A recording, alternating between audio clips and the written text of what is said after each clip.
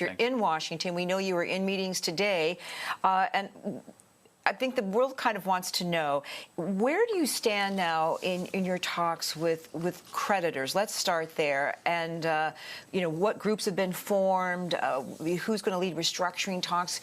But what is the response so far? And I assume you've had some of these talks right here in Washington, D.C. the last couple of days. Yes, basically, thank you for having me. Basically, our talks have been centered around restructuring, and along with that, to go forward for a proper program with the IMF. So IMF program requires debt restructuring when they come to the finding that debt is not sustainable any longer. Mm-hmm.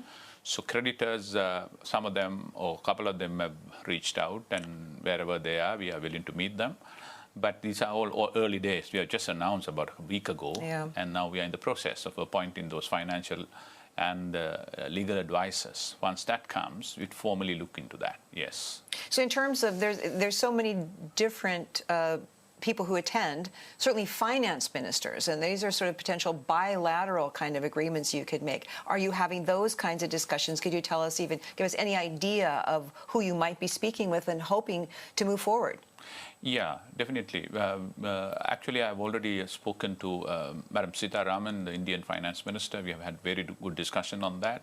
And apart from that, I've met some Treasury officials from the U.S. Treasury Department of Treasury, as well as from the State Department of U.S.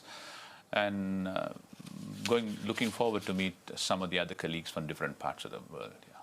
So in terms of what steps the government needs to take, there's a lot of people talking about maybe moving in another direction, taking these more steps of austerity. Maybe are there any plans to do something like increase a tax, like the VAT tax, restore some other taxes that you got rid of? Because people are saying, look, if you don't plan to raise revenue, how are you going to get this going? And present plans that show you're sustainable when it comes to restructuring and then paying back debt.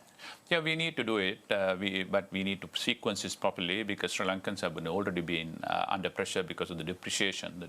We have floated the dollar, and as a result of which Sri Lanka has seen depreciation about 60 to 70% of their currency. That has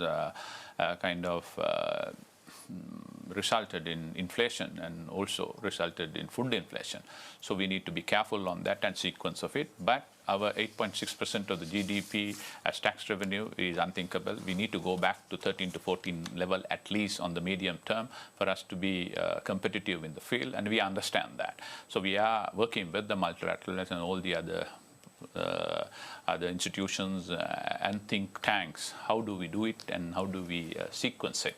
So yes, there is a desire to do that, and we will do it.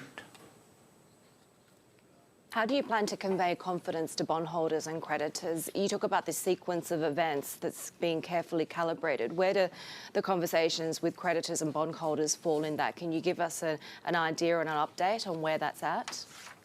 And we are just early days. We have explained in a communique as to what forced us to do that, and that we have given the undertaking that we will treat them fairly, equally, and in a transparent manner. So some of them have individually reached out, and we will start in talking to them. We are in the process of establishing a specific communication channel for them.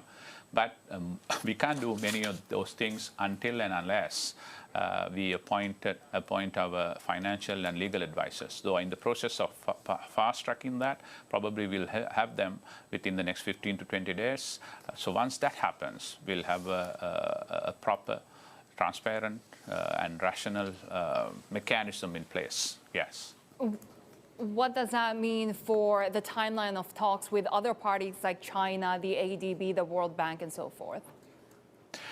Yeah, World Bank, we have already started discussion with them. The multilaterals are not included in the tax, the debt moratorium. Their debt will continue to be serviced like any other countries. But bilaterals, yes, India, the Paris Club, Japan, and China. We need to engage them. We need to talk to them. We need to reach some sort of consensus.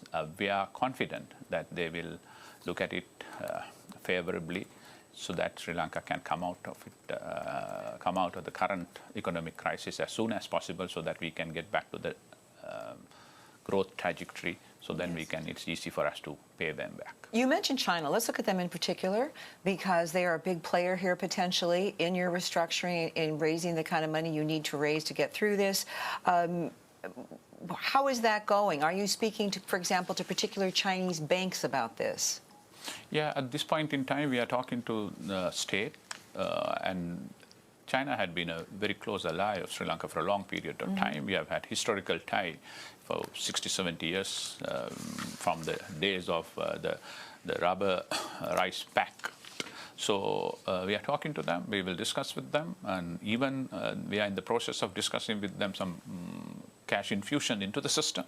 So we are confident that we can reach some sort of a reasonable consensus. And I just want to clarify that. You say you are so far speaking with China's government, or are you actually speaking with some of the big Chinese banks? It is basically with the Chinese government, and with their support and direction, we are speaking to agencies which include some of those banks. Okay.